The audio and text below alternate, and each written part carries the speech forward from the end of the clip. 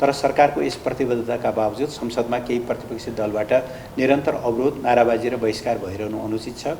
यो बैठक अनावश्यक हट, विरोध र असंसदीय व्यवहार प्रदर्शन नगर्न र संसदको मर्यादा एवं गरिमालाई कायम राख्न सम्बन्धित दल र सांसदहरूको ध्यानाकर्षण गर्दछ। यसले एउटा सही दिशा लिएको र सरकारमा हाम्रो पार्टीको नेतृत्व प्रभावकारी रहेको निष्कर्ष हामीले निकालेको। प्रतिगमनका केही प्रयत्नहरू भए, गणतन्त्र विरोधी गतिविधिहरू भए, तर जनताको सजगता, राजनीतिक दलहरूको सक्रियता र सरकारको प्रभावकारिताले विभागका अन्य साथीहरू र सञ्चारकर्मी मित्रहरू पार्टी केन्द्रीय सचिवालयको 53औं बैठक भर्खरै सम्पन्न भएको छ। यो बैठकमा हामीले मूलतः यो सरकारको यो एक वर्षमा सरकारले गरेका कामहरू र समग्र राष्ट्रिय राजनीतिको बारेमा छलफल गरेका छौँ र केही आन्तरिक विषयहरूमा समेत हामीले परामर्श गरेका छौँ, केही निर्णयहरू गरेका छौँ र केही समसामयिक विषयहरूमा प्रस्ताव समेत पारित गरेका छौँ।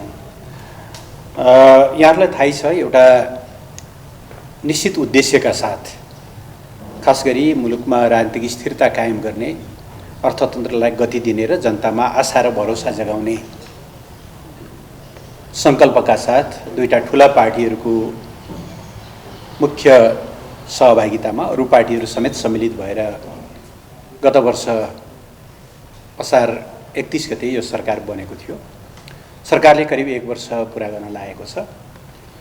पार्टीले यो 1 वर्षको समग्र अवस्थालाई सन्तोषजनक रूपमा रहेको निष्कर्ष निकालेको छ। सबैभन्दा ठुलो कुरा, मुलुकमा राजनीतिक स्थायित्वको आधार बलियो भएको छ। सरकारका बारेमा अनेकौं खालका हल्लाहरू चलाइए यस बीचमा, तर दुई पार्टी बीचको समझदारी बलियो बन्दै गएको छ, नीतिगत प्रश्नहरूमा पनि र अरू निर्णयहरूमा पनि। मुलुकको अर्थतन्त्रले पनि बिस्तारै लय समाउन थालेको छ। जति विरोधका स्वरहरू सडकमा थिए ती सम्बोधन हुँदै गएका छन् र तिनीहरू बिस्तारै मत्थर पनि बन्दै गएका छन्। यद्यपि गत वर्ष हामीले अरूले नै बनाएको बजेट र अरूले नै बनाएको नीति कार्यक्रम अन्तर्गत काम गर्नु पर्यो। सोचे जस्तो आउटपुट आउन सक्दैन थियो, हाम्रा हात एक किसिमले बाँधिएको अवस्था थियो। तर पनि हामीले धेरै व्यतिथिहरूलाई सल्ट्याउँदै मुलुकलाई एउटा सही दिशातिर अगाडि बढाएका छौँ। यस बीचमा प्रतिगमनका केही प्रयत्नहरू भए, गणतन्त्र विरोधी गतिविधिहरू भए, तर जनताको सजगता, राजनीतिक दलहरूको सक्रियता र सरकारको प्रभावकारिताले त्यो स्थिति अन्त्य भएको छ। अब प्रतिगामी प्रयासहरू ती निस्तेज भएका छन्।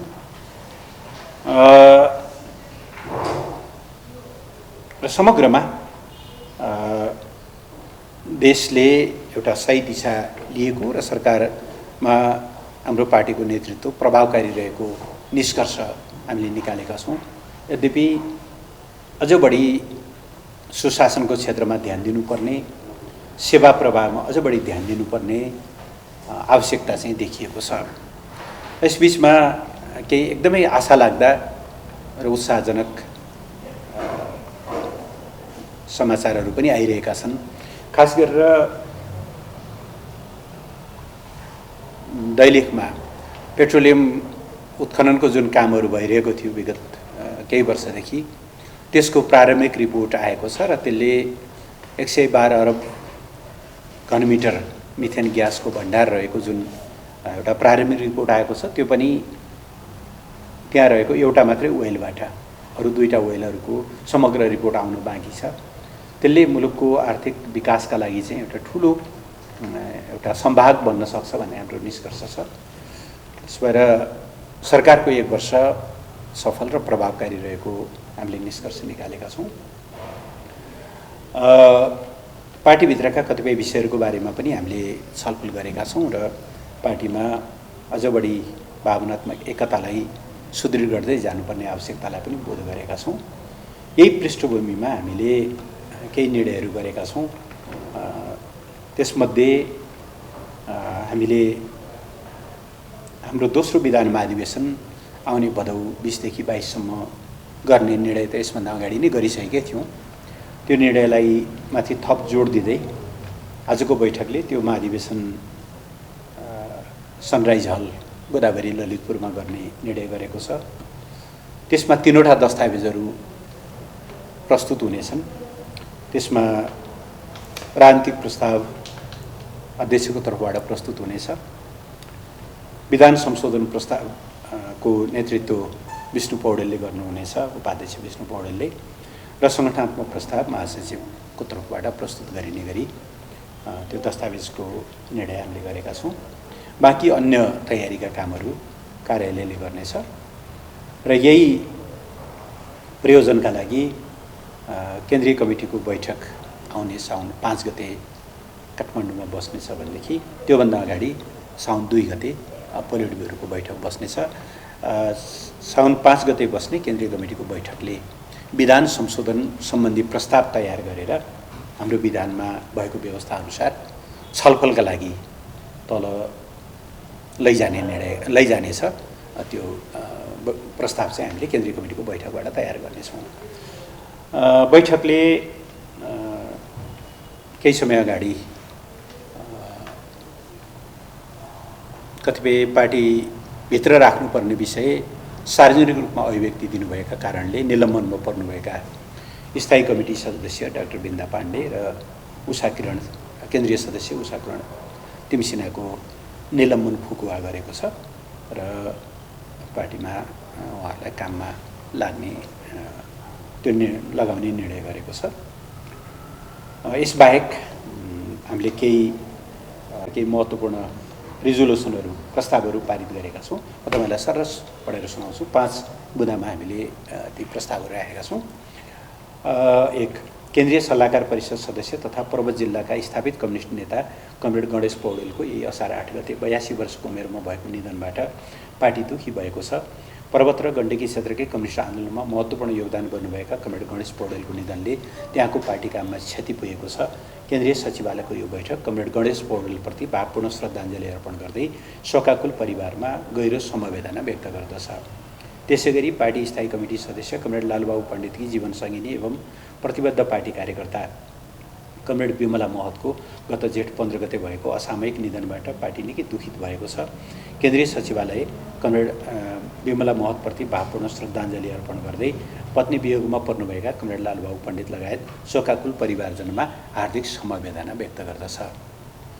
2, इरान र इजरायल बीच गएको 2 साता चलेको युद्धले समग्र खाडी क्षेत्रकै शान्ति र स्थायित्वमा गम्भीर चुनौती खडा गरेको छ। यो बैठक युद्धमा संलग्न इरान र इजरायल दुवैलाई युद्धविरामको इमान्दारीपूर्ण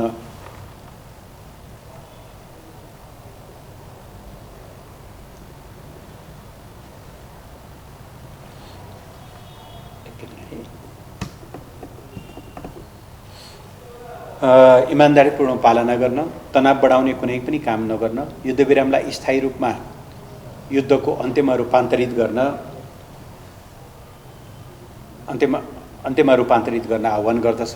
शक्ति राष्ट्रहरूलाई यस्ता द्वन्द्वलाई नचर्काउन, द्वन्द्वमा सहभागी नहुन र विश्व शान्तिको लागि सार्थक योगदान गर्न ध्यानकर्षण गर्दछ। बढ्दो तनावले खाडी क्षेत्रमा कार्यरत 12 लाखभन्दा बढी र इजरायलमा कार्यरत 5000 भन्दा बढी नेपाली नागरिकहरूको जीवन र पेशागत सुरक्षामा समेत जोखिम पैदा गरेको छ। यो बैठक खाडी क्षेत्र र इजरायलमा कार्यरत नेपालीहरूको जीवन र पेशागत सुरक्षाका लागि आवश्यक समन्वय र प्रभावकारी कूटनीतिक पहल कदमीका लागि नेपाल सरकारलाई गम्भीर आग्रह गर्दछ। 3, भिजिट भिसाको दुरुपयोग भएको र यस सम्बन्धमा विभिन्न व्यथिति एवं अनियमितता देखा परेको भनेर संसदभित्र र बाहिर उठेका प्रश्नका विषयमा अध्ययन र छानबिन गर्न सरकारले उच्चस्तरीय अध्ययन एवं छानबिन समिति बनाउनु सकारात्मक छ। तर सरकारको यस प्रतिबद्धताका बावजुद संसदमा केही प्रतिपक्षी दलबाट निरन्तर अवरोध, नाराबाजी र बहिष्कार भइरहनु अनुचित छ। यो बैठक अनावश्यक हट, विरोध र असंसदीय व्यवहार प्रदर्शन नगर्न र संसदको मर्यादा एवं गरिमालाई कायम राख्न सम्बन्धित दल र सांसदहरूको ध्यानाकर्षण गर्दछ।